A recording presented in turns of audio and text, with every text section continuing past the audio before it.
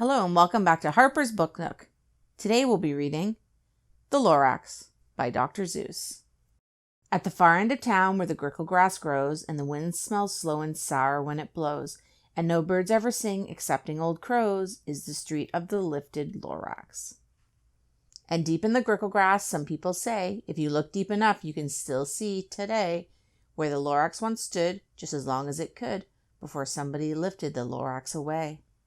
What was the Lorax and why was it there? And why was it lifted and taken somewhere from the far end of town where the grickle grass grows?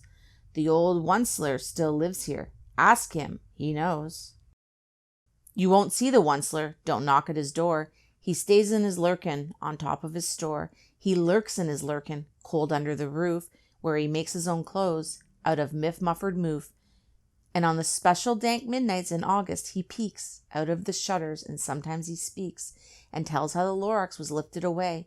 He'll tell you perhaps, if you're willing to pay. On the end of a rope, he lets down a tin pail and you have to toss in 15 cents and a nail and the shells of a great-great-great-grandfather snail. Then he pulls up the pail, makes a most careful count to see if you've paid him the proper amount. Then he hides what you paid him away in his snub, his secret strange hole in his gruffless glove. Then he grunts, I will call you by whisper-ma-phone, for the secrets I tell are for your ears alone. Slup! Down slups the whisper-ma-phone to your ear, and the Once-ler's whispers are not very clear, since they have to come down through a snurgling hose, and he sounds as if he's had smallish bees up his nose. Now I'll tell you, he says with his teeth sounding gray, how the Lorax got lifted and taken away. It all started way back, such a long, long time back. Way back in the days when the grass was still green, and the pond was still wet, and the clouds were still clean, and the song of the swami swans ran out in space, one morning I came to this glorious place, and I first saw the trees, the Truffula Trees, the bright-colored tufts of the Truffula Trees, mile after mile in the fresh morning breeze.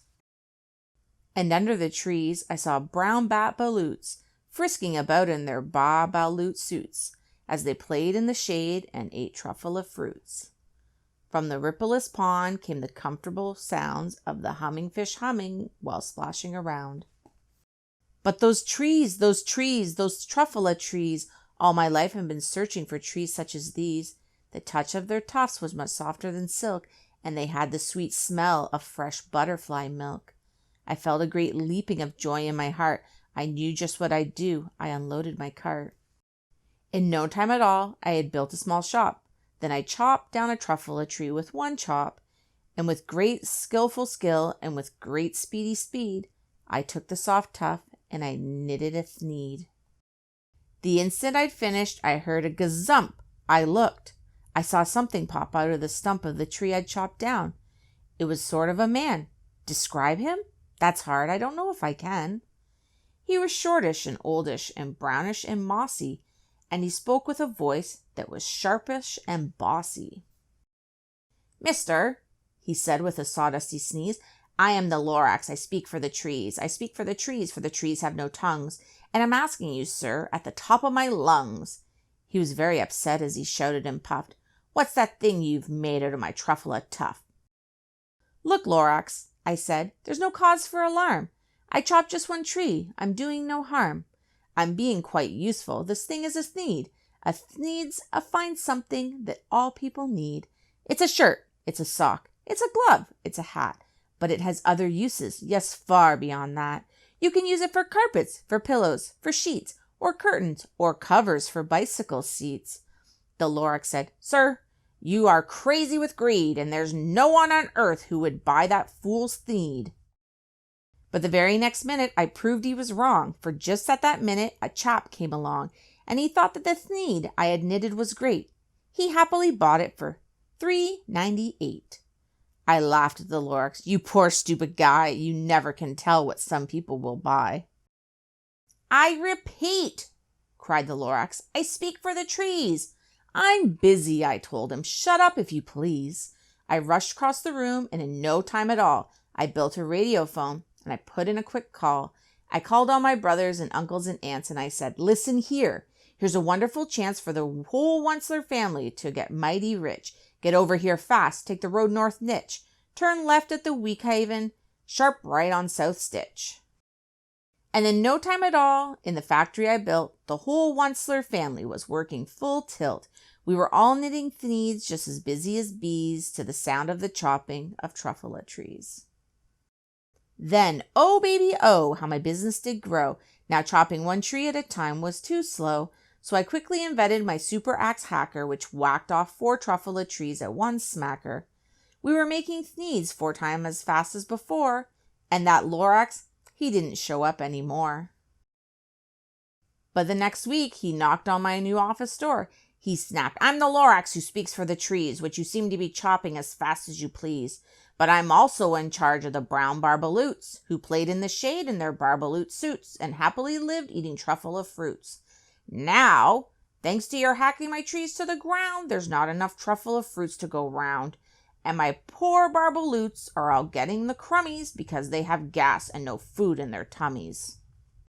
They love living here, but I can't let them stay. They'll have to find food, and I hope that they may. Good luck, boys," he cried, and he sent them away. I, the Once-ler, felt sad as I watched them all go. But business is business, and business must grow, regardless of crummies and tummies, you know. I meant no harm.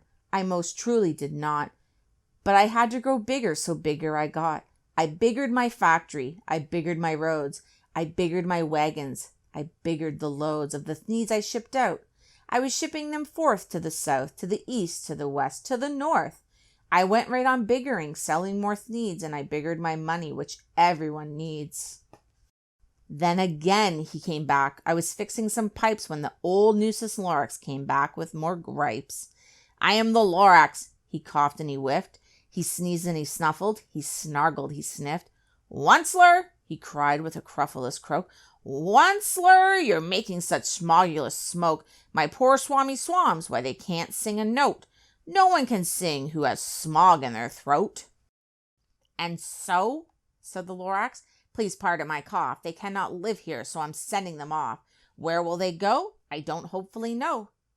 They may have to fly for a month or a year to escape from the smog you've smogged up round here." "What's more," snapped the Lorax, his dander was up, "let me say a few words about glippity-glup. Your machine chugs on day and night without stop, making gloopity-glup and sloppity-slop. And what do you do with the leftover goo? I'll show you, dirty old Once-ler man, you. You're glumping the pond where the hummingbirds hum.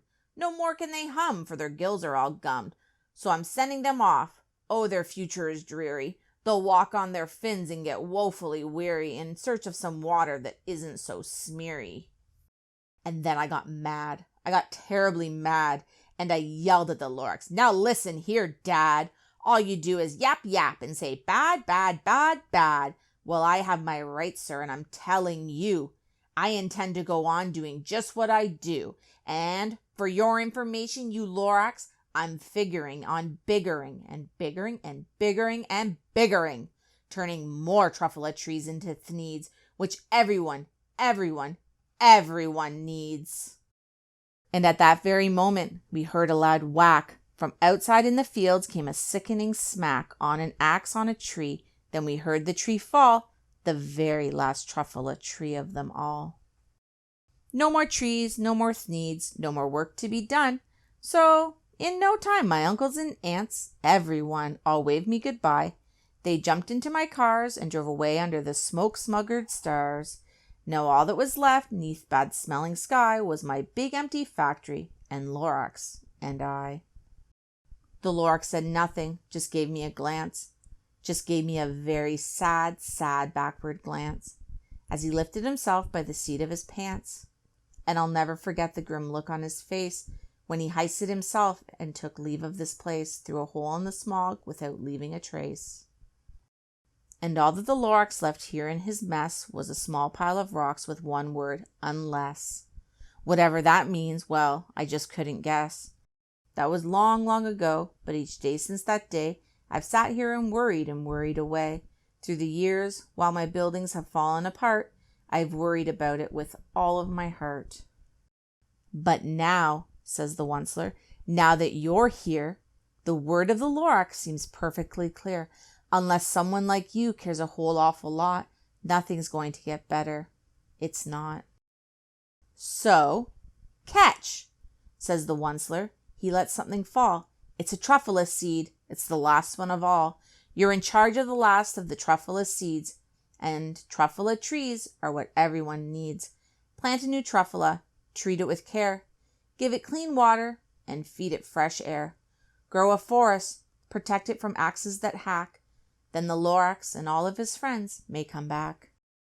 Thank you for joining us on Harper's Book Nook. Please like and subscribe.